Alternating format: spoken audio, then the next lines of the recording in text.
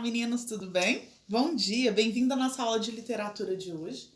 Nós vamos iniciar uma nova escola literária. Agora nós vamos trabalhar o simbolismo. E para começar a nossa aula, eu escolhi um trechinho do Afonso de Guimarães Filho. Ele é filho de um dos nossos personagens da aula de hoje. Fala o seguinte: Sou todo luar, molhei-me de luar na água do rio. Entre as estrelas deitei-me e não me queixei do frio.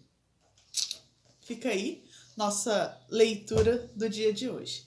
E aí nós começamos a falar então sobre o simbolismo, que é um movimento que vai acontecer tanto na Europa quanto no Brasil, tá? Então a gente começa com um contexto histórico. Quando surge esse movimento?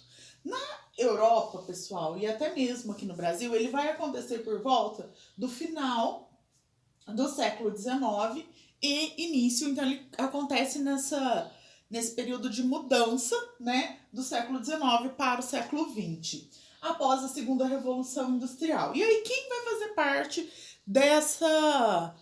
desse movimento literário, tá? Ele vai abranger mais a camada média urbana e, diferente do conceito científico que a gente estava tendo no momento, do grande desenvolvimento, esse movimento literário que ele vai falar a respeito do mal-estar, desse mal-estar que se vigorava aquele período, então. Ele surgiu na França, tá? No final do século XIX. Ele é um movimento voltado para a poesia. Vocês vão ver. E quando não trabalhar poemas, ele vai trabalhar a prosa poética. Ele é muito vinculado a essa questão da poesia, da subjetividade, do eu, né, desse sentimentalismo. E aí ele vai retomando algumas coisas. Ele é um movimento de oposição ao movimento parnasianista, que é o movimento que a gente estava estudando, né? E aí ele vai retomar algumas características do movimento romântico. Quais são essas características que ele retoma?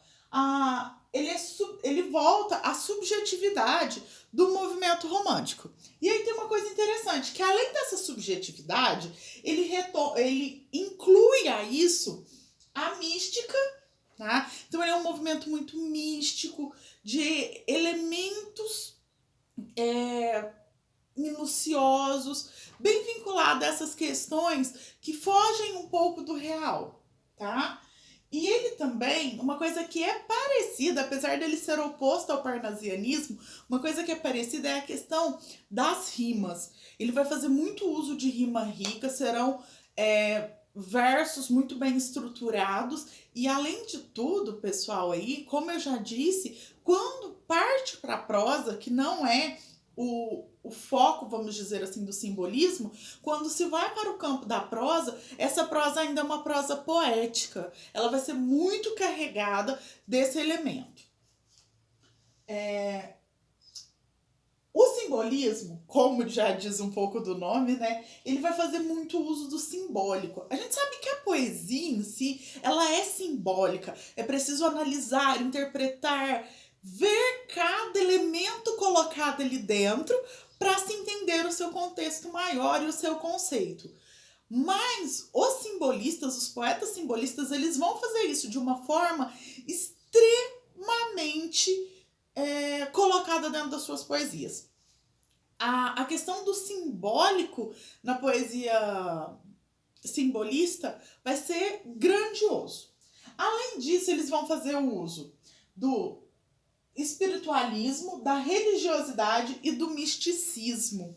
Então, esses elementos, né, o espiritual, o religioso, o místico, eles vão estar dentro dessa poesia de uma forma muito subjetiva, muito mística, muito levar o ser a fora da realidade. Não sei se eu posso dizer assim um pouco, tá? Ele é bem vinculado a isso. Nós vamos estudar agora o conceito do que é o simbolismo, depois nós vamos estudar as características simbolistas e depois a gente vai estudar os poetas parnasianos, tá? E escritores. Falo poetas porque a maioria vão escrever poemas aí, tá, pessoal? Nós vamos estudar os escritores simbolistas. E aí, uma coisa que eu... Porque quando eu tava, né, assim, vendo material de como preparar as videoaulas, eu falei, não, vou separar assim, porque senão vai ficar muita coisa. Porque quando a gente chega aqui nessas características, pessoal, elas são muito presentes nas obras, né? É uma coisa assim, porque a gente sabe que cada escola literária, ela tem as suas características, mas os escritores, eles têm características próprias. E aqui, a questão das características do movimento literário, elas são muito presentes nas obras. Quando a gente for estudar, por exemplo, o Cruz e Souza, vocês vão ver como isso é presente na obra dele. E uma coisa que, por conta dessas relações, que vai aparecer muito é a sinestesia. Vocês já devem ter ouvido essa palavra num outro momento, em alguma aula minha, né? O que é sinestesia? A sinestesia é uma figura de linguagem que consiste na junção de elementos sensoriais. E aí os parnasianos farão muito uso dessa questão. Eles vão fazer uso da sinestesia, da literação e da assonância. A literação e a assonância são figuras de linguagem vinculadas ao som, à repetição. Uma de caráter de repetição de consoantes e a outra de caráter de repetição de vogais, tá? Isso vai acontecer muito até para dar ritmo e musicalidade às poesias nesse momento aqui. Mas a sinestesia, ela vai entrar muito para trazer sensações para dentro das obras simbolistas, tá, pessoal? Aqui também a gente precisa destacar uma coisa muito importante, que é a prosa poética. A prosa poética, eu já falei para vocês o que é essa bendita dessa prosa poética. Então, a prosa poética eram textos, vamos dizer assim, ele parece um texto, né? É como se fosse um texto em prosa. E aí esse elemento em prosa, ele recebia uma carga poética em cima dele, tá? Então isso é uma prosa poética, e isso vai ser muito comum aqui. Quando o movimento simbolista migrar, vamos dizer assim, utilizar-se da prosa, eles vão fazer uso desse tipo de prosa aqui. No Brasil, o movimento ele inicia, né? E aí eu sempre falo isso para vocês, pessoal. Não existe uma data tal, é tal data, foi isso que aconteceu. Não. Há sempre um processo de fusão, né? De um movimento para outro, esses processos de migração de um movimento para outro. E aí, o que se delimita como, né, o marco do simbolismo no Brasil é a obra, são duas obras, na verdade, do Cruz e Souza, que é Missal e Broquetes, tá? Eles foram publicados em 1983. E aí, esse movimento, ele surge no Brasil, então, em 1983, tem como um dos seus principais autores aí o Cruz e Souza e o Afonso de Guimarães. Por isso que eu falei para vocês que a gente introduzia a nossa aula de hoje com a frase de um filho de um dos nossos personagens, tá? Que é o Afonso de Guimarães.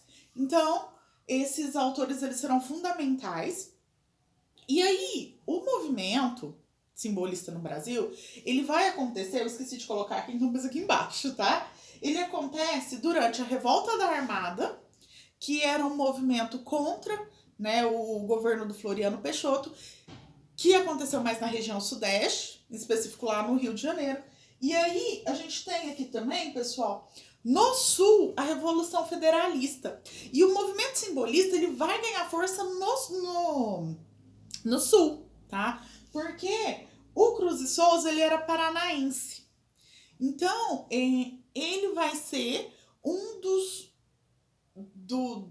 vamos dizer assim, dos fundadores do movimento, e ele vai fazer esse movimento ganhar força no Brasil.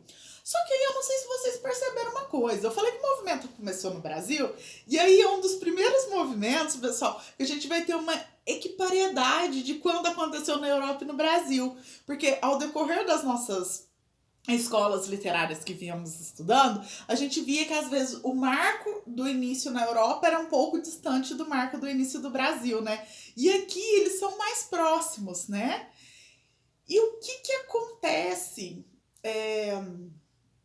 O que vai acontecer, né? Vamos dizer assim, o marco do início, os movimentos, eles começam a acontecer meio que dentro, entre aspas, do mesmo tempo, tá? Apesar que na Europa ele vai acontecer de uma forma bem mais prolongada, bem mais extensa do que no Brasil.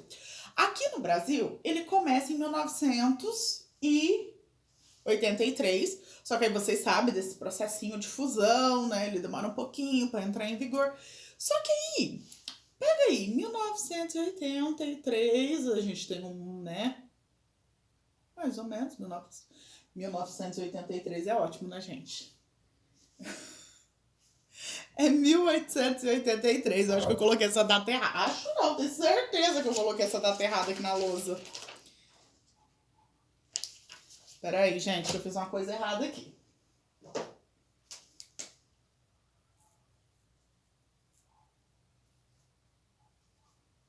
(1893), vamos corrigir isso daí, viu? Agora que eu percebi que tava errado, que eu falei, gente, mas ele começa em 1890, né? E aí eu fui fazer as contas aqui e vi que tá errado. Bem, corrigimos, voltamos.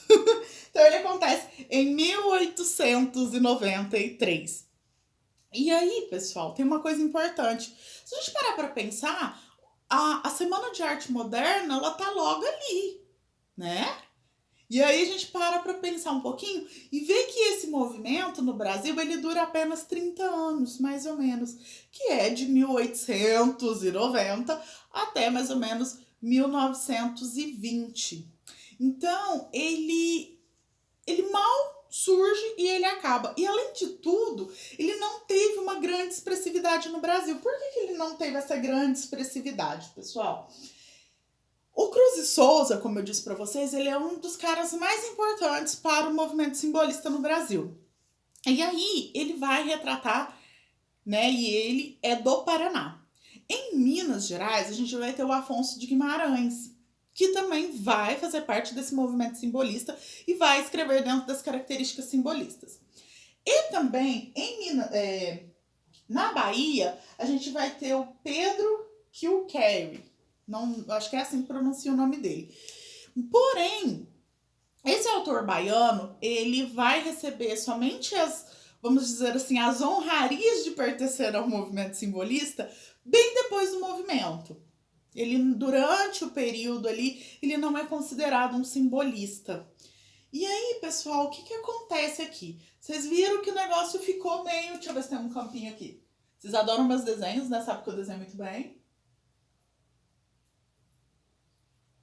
Então aqui a gente tem a costa do Brasil. Então um vai estar no Paraná, o outro em Minas e o outro na Bahia.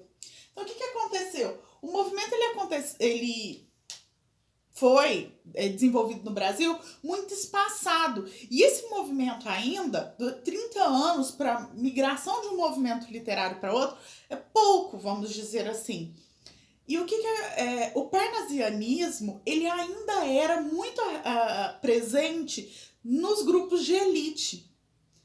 Então, o simbolismo ele não conseguiu adentrar, vamos dizer assim, de uma forma sólida a composição do cenário brasileiro. Então, ele mal começa, ele termina. Até o material de vocês traz uma frase interessante do escritor Paulo Leminski, que fala o seguinte: a principal característica do simbolismo brasileiro é que ele não houve. Sua existência, de mais ou menos de 1890 a 1920, foi um movimento rápido, tá? Ele usa uma expressão aqui, e aí ele diz que isso foi um movimento muito rápido, que não teve um grande desenvolvimento no Brasil. E esse fator ainda do parnasianismo estar muito nos grandes centros e pertencer à elite ainda, né? A elite ainda está muito vinculada a isso, fez com que esse movimento não ganhasse expansão, além do fato de que seus principais autores aí estavam muito distanciados, vamos dizer assim, um do outro, não estavam nos considerados grandes centros da época, né? E isso influencia. E também por conta de que logo nós vamos ter aí já um novo movimento. E quando eu falo assim, um novo movimento, já pensando lá em 1920, né? com a semana de 22, com a semana de arte moderna, antes disso ainda, de chegarmos lá, ao iniciar o século XX, nós já teremos aí o pré-modernismo, que é o próximo movimento que nós vamos estudar.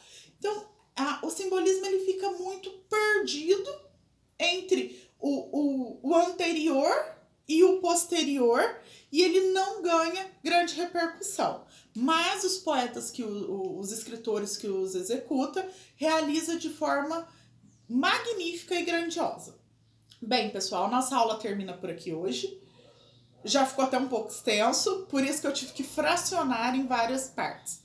Nossa próxima aula agora será sobre as características do simbolismo, tá? Até lá, boa semana para vocês, bons estudos, boas atividades aí. Tchauzinho!